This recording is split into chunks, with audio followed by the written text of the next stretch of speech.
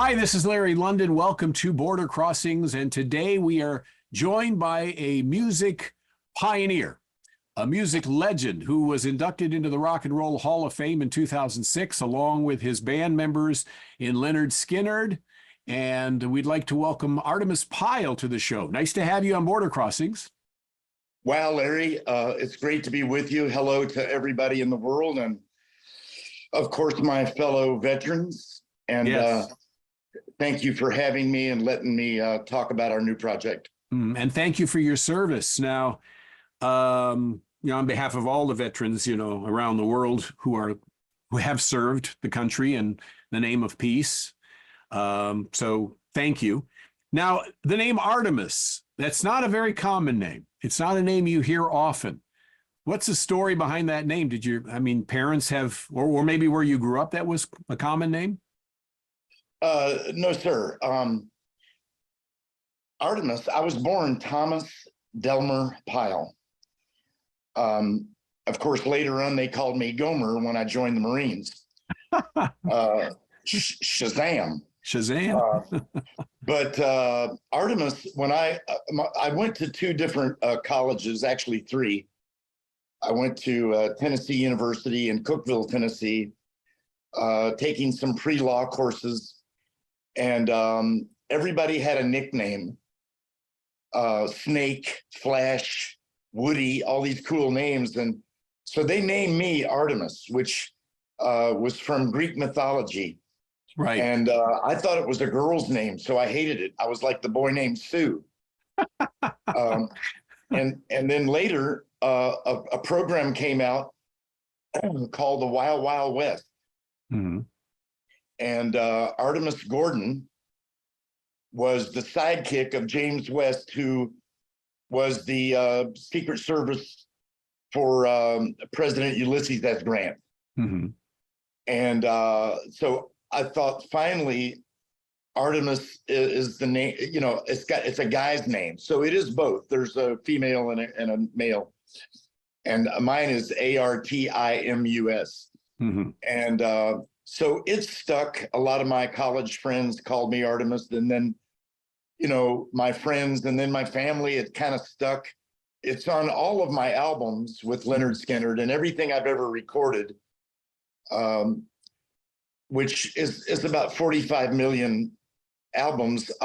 It's listed as Artemis Pyle. Mm-hmm. And so, yeah, it's a nickname and it stuck. And but when I was in the Marines, of course, I had another nickname, which was Gomer. So, well, now you have a new album, which is called Anthems Honoring the Music of Lynyrd Skynyrd. And I read where you were kind of not feeling it anymore with Lynyrd Skynyrd. So what made you decide that you wanted to do a tribute album? Well, because Ronnie Van Zant deserves it. His prolific writing, Simple Man, Sweet Home Alabama, Freebird, all those songs, they're songs that'll be here 1,000 years from now. Mm-hmm. And the reason I'm in the Rock and Roll Hall of Fame is because of Ronnie Van Zant and his vision. And I was his drummer. Bob Burns was there before and Bob and I were inducted in the Rock and Roll Hall of Fame together the same night, of course. In the 21st class with Miles Davis, Blondie, the Sex Pistols, and Black Sabbath. Wow. That was the class that night. So it was an amazing evening. But I stood there, knowing that Ronnie Van Zant put me there. And Bob Burns played Sweet Home Alabama. And he brought me to tears because he's sitting over there being inducted in the Rock and Roll Hall of Fame. And, he started Lynyrd Skynyrd with Gary Rossington and Ronnie Van Zant. Mm-hmm. And Bob was a great drummer. I always called him the Ringo Starr of Southern rock drummers because he never got the credit that was due as a drummer. Like Ringo, I think Ringo was underrated too.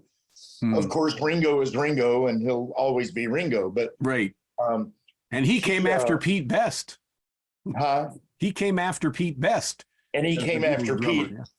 So I came after Bob, and I love Bob. Bob was actually in my band, the Artemis Pyle band, APB. APB, yeah. And we lost Bob to a damn car wreck, years ago, and in a really bad, dark, stormy night on a mountain north of Atlanta, Georgia. And Bob left the road and hit a tree and was killed instantly. And I miss Bob every day. I miss all of my friends every day. Gary Rossington, who I was able to, against all odds, get Gary on the album Anthems, on the song Freebird with Dolly Parton. Dolly sings it, and I asked Gary if he wanted to put his iconic slide solo on this recording. And Gary told me that, he wasn't feeling well, that his health wasn't the best, but that if he felt better, he'd, let us know. And maybe, well, I mentioned that Dolly Parton was singing Freebird, and Gary said, you know what? I feel a lot better all of a sudden. That'll do it. And so we got Gary on there with Dolly. It was amazing. We wrote a beautiful arrangement with Kent Wells, Dolly's producer of 35 years. And so your question is good, Larry. Why a bunch of Lynyrd Skynyrd songs re-recorded? They've been recorded many times, probably, by all kinds of bands over the years. And my answer is the same. Ronnie deserves it. He deserved us kind of putting a little polish on these songs. And with modern recording techniques and modern recording equipment. And we came out with an album that had, sonically, it's just beautiful. It sounds great. Kent Wells did an amazing job of producing. And as I said, he was with Dolly for 35 years. They're good friends, and her producer. And so I got the best drum sound I've ever had. I got that magic Nashville, Tennessee fat drum sound. But I've got the best of both worlds, because a lot of drummers in Nashville, Tennessee, they're told, don't play here, don't play there, don't do this, don't do that. And they're able to still sound great on a lot of those recordings because of just getting in something here and something there without a bunch of rolls. But playing the Lynyrd Skynyrd songs, I got the great Nashville fat drum sound, plus I had free reign to play the songs the way they're supposed to be played. And so we ended up with an amazing album. All of the, I've done interviews in Athens, Greece, Sydney, Australia, Paris, France, Edinburgh, Scotland, England, all over America, Montreal, Toronto, the world over. The popular consensus seems to be that we have a beautiful tribute album. And then you add to sonically, and then you add to that Dolly Parton, Sammy Hagar, Warren Haynes, Ronnie Dunn from Brooks and Dunn. He sang Sweet Home Alabama and did a great job. We have a whole list of amazing singers, and they all put their hearts and soul into their performances because they're singing for Ronnie. They're singing for a fellow singer-songwriter. And, Dolly was the first one to agree and come on board with Freebird. And after that, that opens the door for everybody. Everybody wants to be on an album with Dolly. Yes. So our Freebird is on Dolly's new album, Rockstar.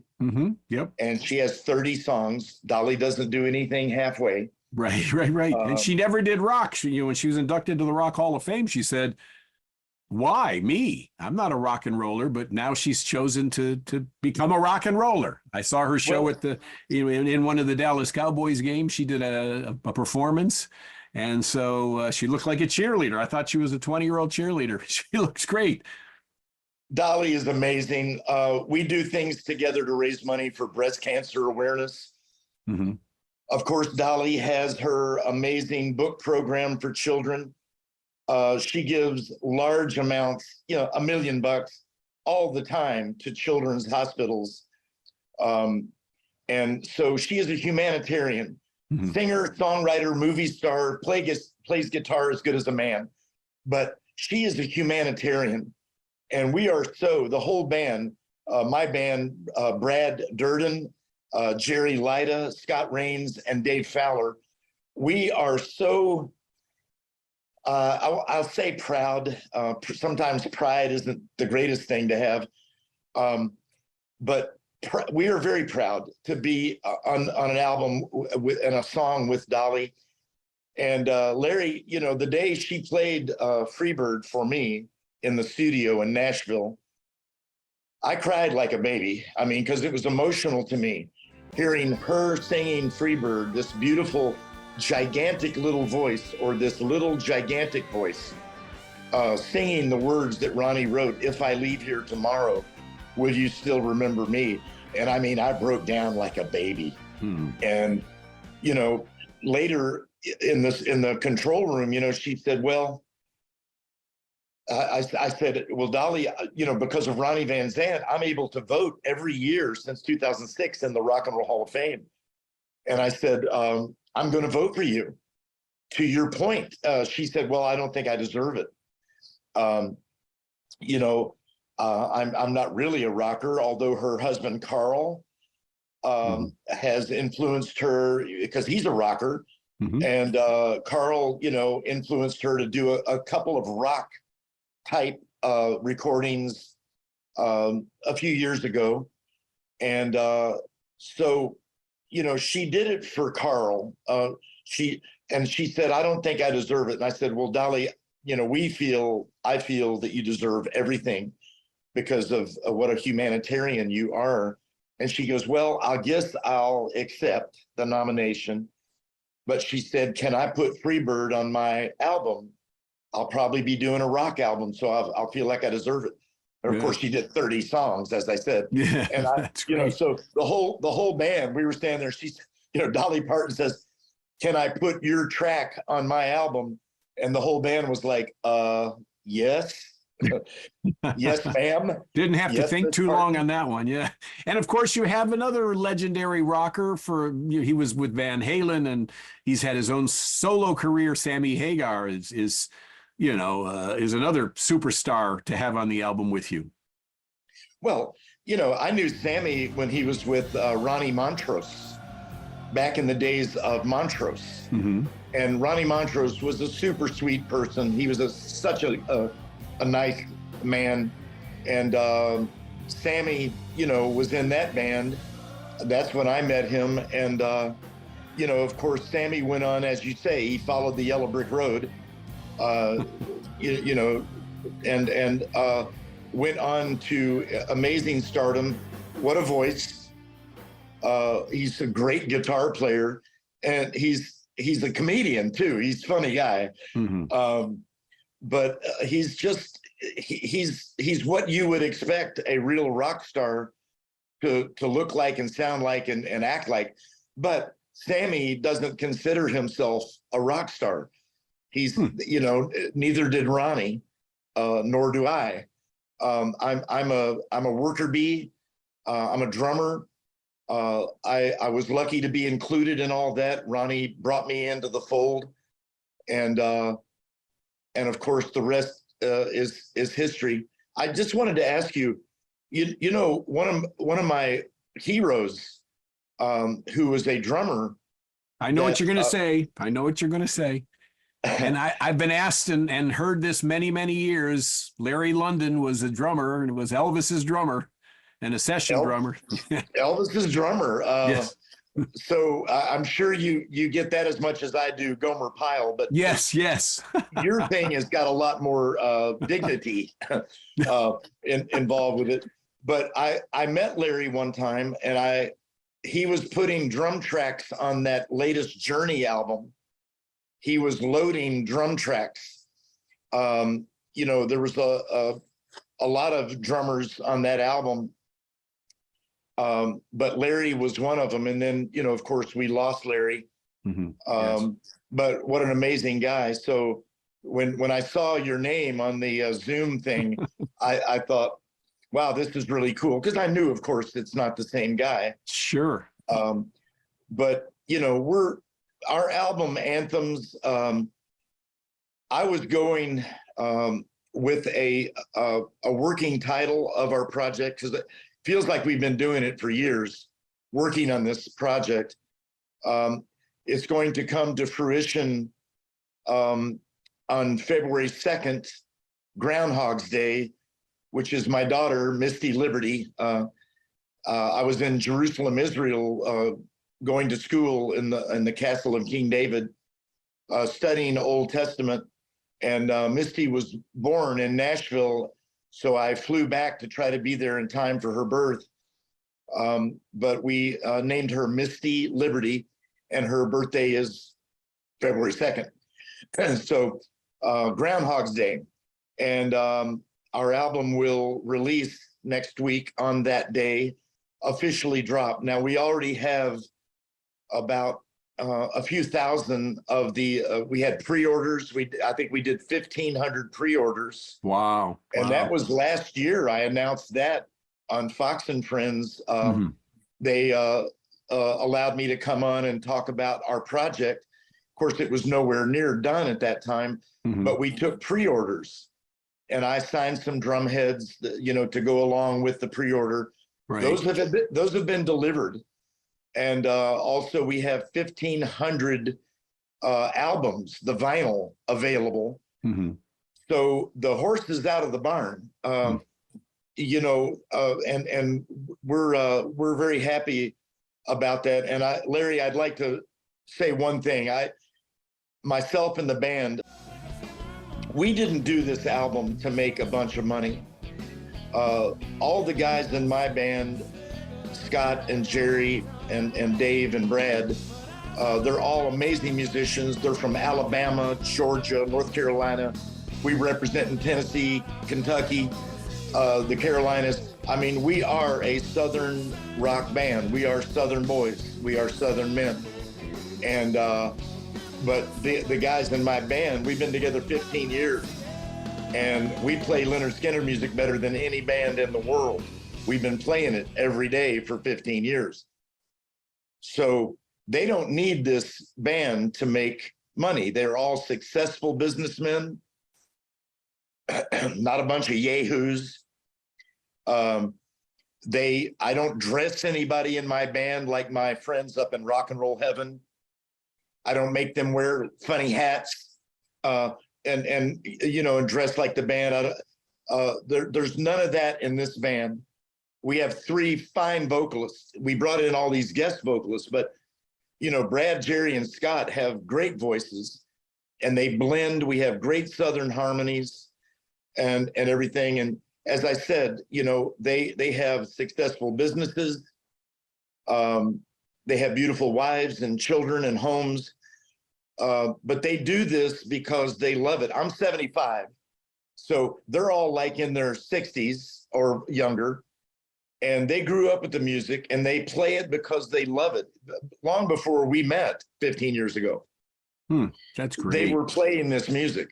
So this whole album, Anthems, the working title was honoring the music of Ronnie Van Zant.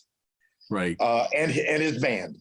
Mm-hmm. And when the management and record company we're with Get Joe Records out of Texas, and we're also with a company called Spinning Plates out of Nashville. They came up with the title Anthems. And I got to tell you, I love it, because Ronnie didn't write just hit songs or hit albums. He wrote anthems that, as I said, will be here for 1,000 years. So everything came together. It wasn't easy, Larry, navigating the shenanigans of Nashville, Tennessee. Right. And I'll just wink, wink, nod, nod. I'll just say that. It wasn't easy, but we got it done. It wasn't easy getting Gary Rossington on with Dolly on Freebird, because people lied to Gary at first and said that Dolly had pulled out of the project. And I immediately had Kent Wells, you know, her producer, call Gary and assure him that she didn't.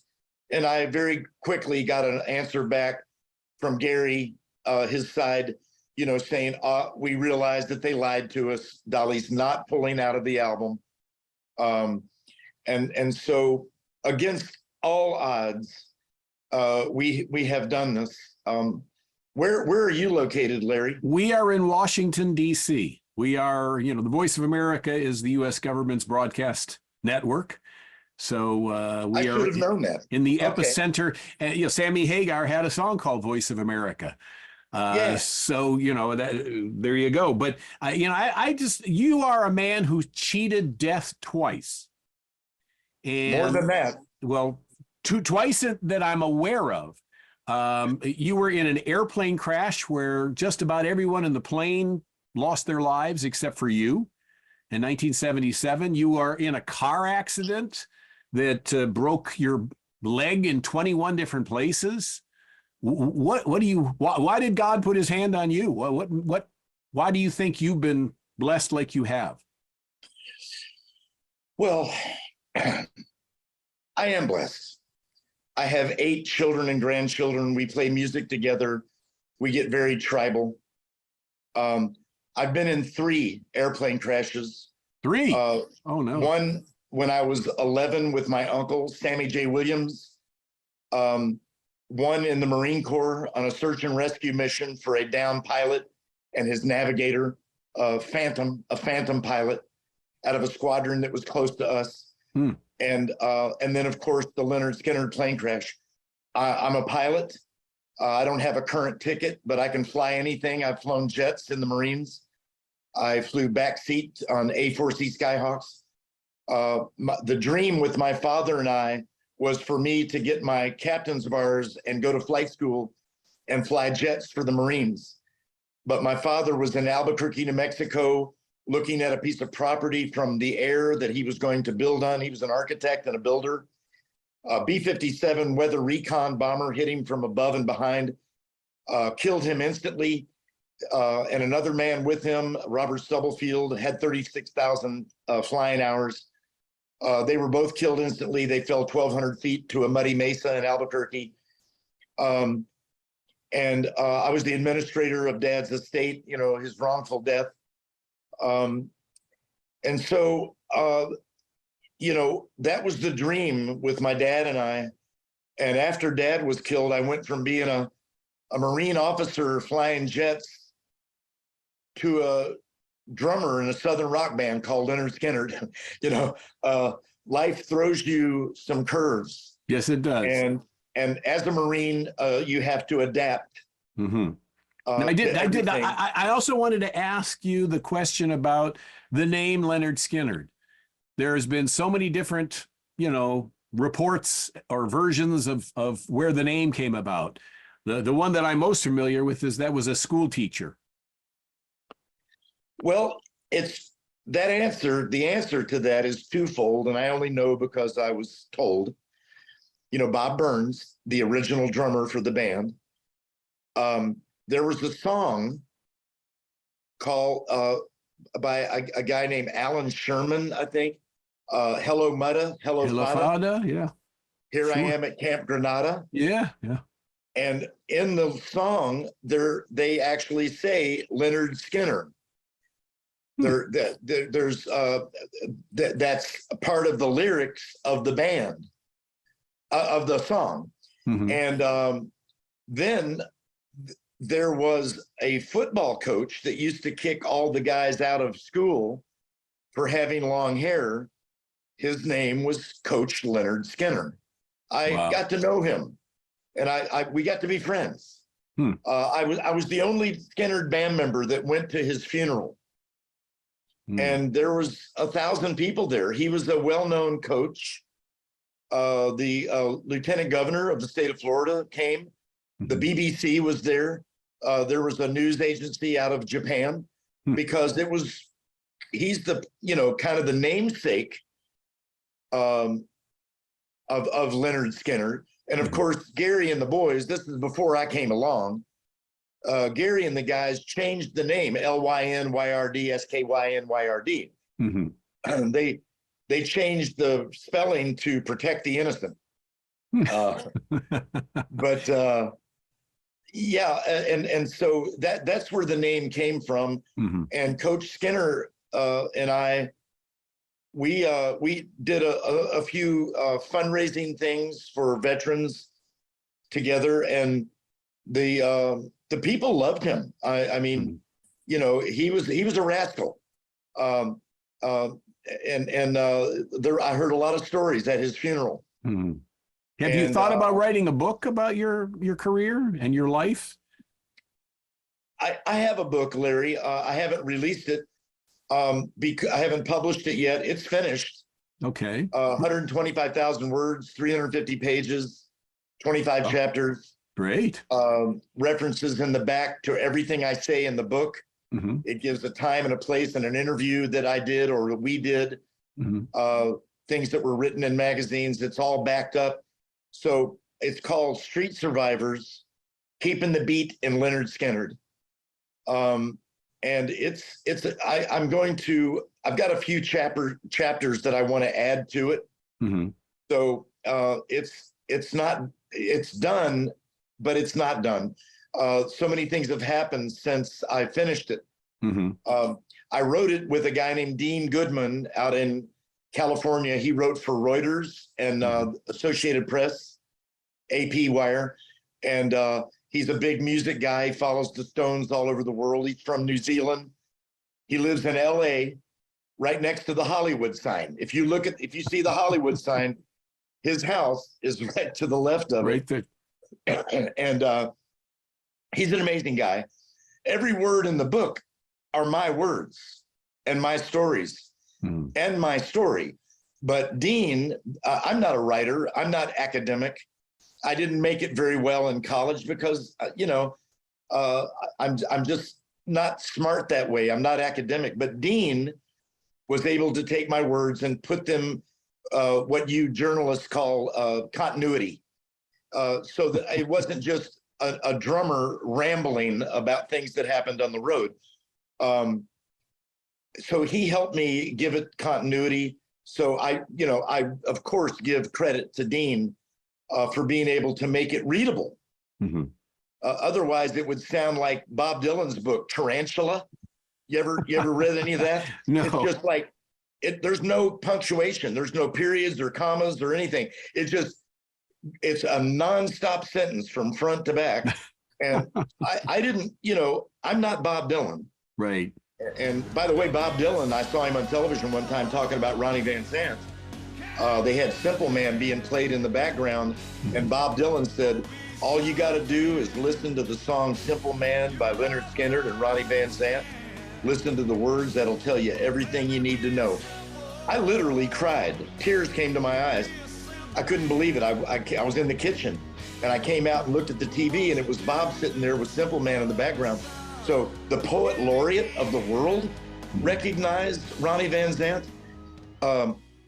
That's why I feel now these songs, we're going to put a little shine on them, bring in some guest singers that put their hearts and souls into them, and give these songs new life. And all of the money for these songs goes to the children and grandchildren of my friends that are in the parallel universe on the biggest stage ever seen. They're all there. I am the last living member of Lynyrd Skynyrd. And Larry, I'm not bragging. It's not a good feeling, man. As a matter of fact, it's a bad feeling. I never wanted to be the last living member of my band, but I am. It's a fact, and I'm not going to change what I do. I'm going to go out for the last 15 years with this one band that we got together. We've been playing this music in beautiful venues all over America. We've gone on cruises 8 years in a row to raise money for the Native American Heritage Association. Every time we played on these cruises, the Rock Legends cruise, we were on there with ZZ Top, Pat Benatar, Pat's so amazing, the Doobie Brothers, just all, sometimes maybe 3 or 4 or 5 big headliner names, and then 20 little bands like my band. And we'd go out 4 days, and 65 performances, 25 different bands. And the crowd, the people on the ship always sold out, would always ask for us to come back. We were the most popular group. And why? All the bands, I mean, Roger Daltrey, he was out there. They all have hit songs, but Ronnie's songs hit home with the common people, the common men and women. Simple Man, Ronnie said, listen to your mother. I knew Ronnie's mother. She was an amazing woman. And she raised 3 amazing sons, Johnny, Ronnie, and Donnie. All ended up in Southern rock bands, 38 Special, the Johnny Van Zant band. Of course, he sings with the band out there that calls itself Lynyrd Skynyrd. So, he comes from, Ronnie came from very common, good meat and potatoes stock. And Ronnie wrote like that. He was prolific in that way, being able to touch people, and I've met people from all walks of life that love Ronnie's music. A general in the Marine Corps with his wife and 5 children come to the show and tell me what, I'm a Marine sergeant. So, when a general comes up and says, you can call me Jerry, I go, sir, my military bearing does not allow me to call you Jerry. So General, sir, thank you for coming. Thank you for telling me your story. And then, the other end of the spectrum, some guy that comes up and wants me to sign his wife's butt, hey, Artemis, sign my wife's butt, and I'm like, sir, maybe your wife doesn't want me to sign her butt. Maybe check with her first. So you go from the rude to the regaled, and everybody in between.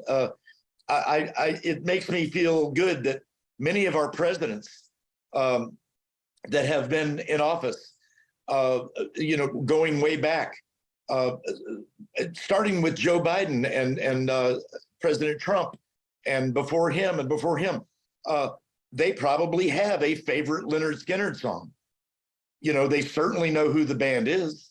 And that makes me feel good about Ronnie, like saying, hey, Ronnie, what about that? Just like the movie Forrest Gump. Ronnie and us, the band, we had 2 songs in that movie, Freebird and Sweet Home Alabama, when Forrest was teaching Jenny how to dance. It was Sweet Home Alabama in the background. And I always thought Ronnie he would have been so proud. And somehow I believe in another world after this. I believe in something beyond this. I'm not going to get religious on you because me thinking about that too much, my little human brain will explode. So I believe. It's called faith. I have faith. I lived in Jerusalem, Israel, in the castle of King David on Mount Zion for 3 years, studying Old Testament, Leviticus. I'm a Gentile. I was raised Methodist, but I was with the Jewish people. I felt like they needed some help. So my Marine Corps training, I was a bodyguard for about 10 rabbis. And then the first Intifada, the Arab uprising that happened, and I sent my family home. I stayed there. I was still working with the rabbis. I was in charge of the musical for the diaspora yeshiva, the music department of that school that was located in the castle of King David on Mount Zion, a 3,000-year-old Crusader castle. which housed the room of the Last Supper, the upper room. So I didn't hear any voices. I didn't see any faces in the walls. But when I lived there, I did feel an amazing presence of an energy. I walked the streets, the Via della Rosa, to the Church of the Holy Sepulchre every day from Mount Zion. And I felt the presence of an energy that was there. So, you know, I was able to experience that, and I miss it. I have a lot of friends over there, Israeli friends, Jewish friends that aren't necessarily the same. I have Arab friends and Muslim friends that aren't necessarily the same. I'm worried about all of them. I'm worried about the world. The world's on fire. Yes. I just wanted to go there and touch the places and be touched. And I did. I did.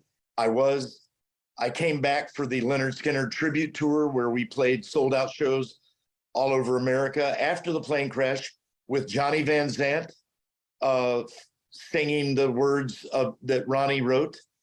And they had the same parents. They ate the same food. They were raised in the same house. They had a similar vibe, although Ronnie Van Zant, of course, was the most amazing, talented human being to be able to write. You know, he was a great fisherman. He could catch fish. I cannot catch a fish.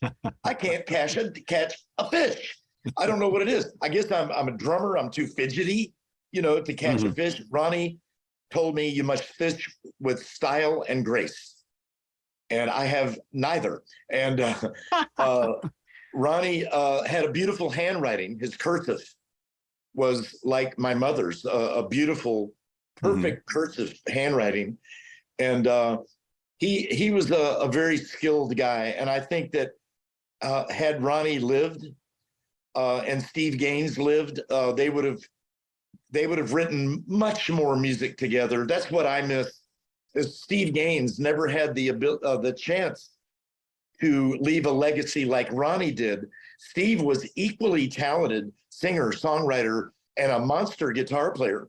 One of the best I've ever played with. And I've played with Stevie Ray Vaughan and Eric Clapton, all these great guitar players, not to mention Ed King, Gary Rossington, Alan Collins, you know, and Steve Gaines of Skynyrd, my guys. But, you know, Steve was amazing, but he didn't get a chance to go on. I think he and Ronnie would have collaborated on so many more incredible songs and duets. Like, you got that right. You know, when my time comes, you won't find me in an old folks home. You got that right. You got that right. That was Ronnie and Steve singing together. So, you know, we lost Ronnie, we lost Steve, and we lost what could have been, but we have a lot. We have a lot. And I wanted, and my band wanted to honor that legacy, honor that music, and share it with Dolly Parton, with Sammy Hagar, with all of the amazing vocalists. We have a young girl named Lindsay L. from Canada. So we have a Canadian on there singing Needle in the Spoon. She's 33 years old, hotter than a firecracker, super sweet. I was in the studio with her all day long. Really nice girl. She toured with Brad Paisley and everything. She's big in Canada, was on like the Canadian version of The Voice. She's amazing. So she was on the album. So we have a lot of great guests, you know. It's a great album. Anthems is the name of the album, honoring the music of Lynyrd Skynyrd. It's the Artemis Pyle Band, APB, that are doing justice to the music of Ronnie Van Zant and the band Lynyrd Skynyrd. Artemis is a original member of Lynyrd Skynyrd. He came in, I guess, after 2 albums. You replaced the drummer, and you were there for a number of years and tours and reunions and whatnot. And now the album's coming out. It's coming out on Groundhog Day. So if Artemis sees his shadow on Groundhog Day, that means we've got 6 more weeks of touring from Artemis. I love it, man. I like your analogy. That's great. I mean, Larry, thank you for everything, and thank you for the opportunity on Voice of America. And I love Washington, D.C. We played there last year, of course, in the suburbs outside, a really cool place, and everything. But the truth is that nobody, no band can play, record Lynyrd Skynyrd songs and they're better than the originals. That's not going to happen.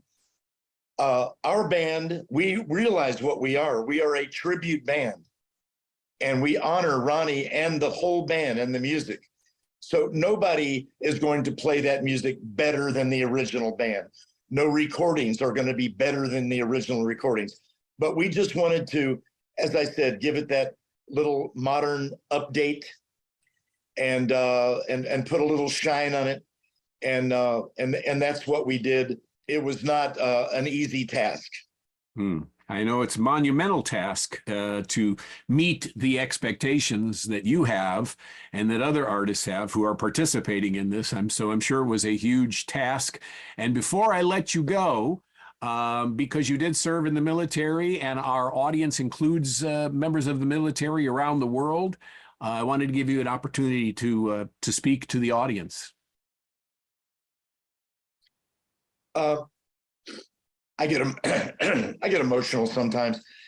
A lot of times when I'm playing the songs within the music, I never know when it's going to hit me. All of a sudden, I'm emotional, and I'm looking through the tears, but they're tears of joy.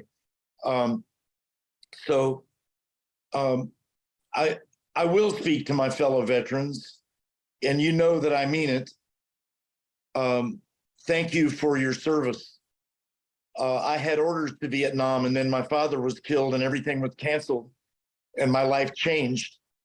I didn't want to go to Vietnam, but I was prepared, and I didn't want to kill anybody, and I certainly didn't want to be killed. But I know there's a lot of veterans out there that saw things that none of us can see. None of us would be able to live with the things that our veterans have seen. And we lose veterans every single day to taking their own lives. We lose veterans every day because, you know, they have nowhere to turn. So if I can help one veteran by saying, if it'll make a difference, please come see us play Lynyrd Skynyrd music, and we'll play Freebird for you, and we'll play Simple Man for you, and live another day. You know, life can be good. Yes, life has its ups and downs, but to all the veterans out there that are struggling with the things that they had to see, just understand that there are more people with you than against you. There are more people that understand what you went through than don't understand it. So I appreciate you letting me say that, Larry. That means a lot, man. Well, it has meant a lot to me to be able to have you on the show. You know, Artemis Pyle is an icon in the music industry, a Rock and Roll Hall of Fame member and board voting member now. And we were so thrilled to have you on the show. And hopefully you'll come and join us again. Now, where can people go if they want to go online somewhere and they want to find where you're performing, how to get the album, things like that? Do you have like social media sites or website? Well, I have never touched a computer in my life. As I say, I'm 75, and I have my reasons why I don't touch a computer. I've never downloaded anything, sent or received an email. But my children and grandchildren and my band are all computer savvy. And so my band set up a website, you know, for the band, ArtemisPyleBand.com. And it has our the dates that we're playing, where we're going to be, and exactly what time we're going to be there. We're just trying to get the word out there that this is a tribute album, and I believe it's what I've heard from around the world in all my interviews, that it's one of the best tribute albums anybody has ever heard. And of course, Ronnie's songs have a lot to do with that. You can't go wrong.